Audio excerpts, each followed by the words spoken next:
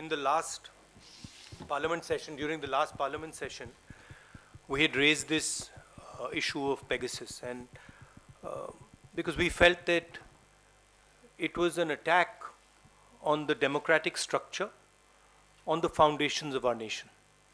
And we had jointly blocked Parliament.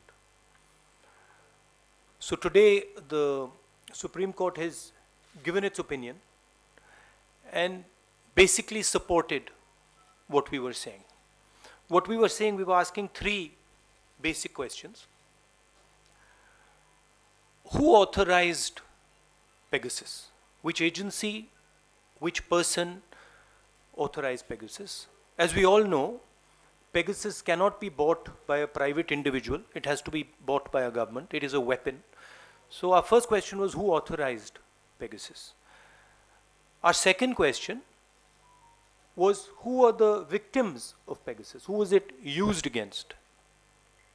Because there is a list of people, including politicians, opposition leaders, BJP members, Supreme Court people. So there's a Chief Justice of India. There's a list of people. So we asked, who are these people that have been attacked?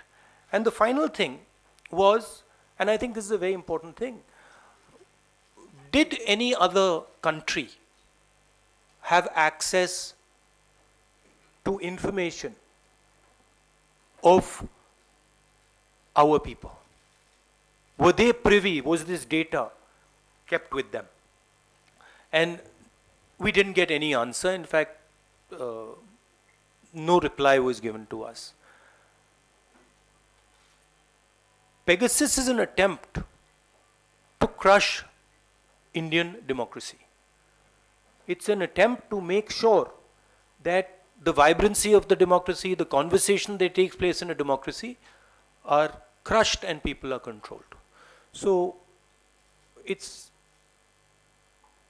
a big step that the Supreme Court has said that they're going to look into this matter. I'm confident that we will get the truth out of this. So.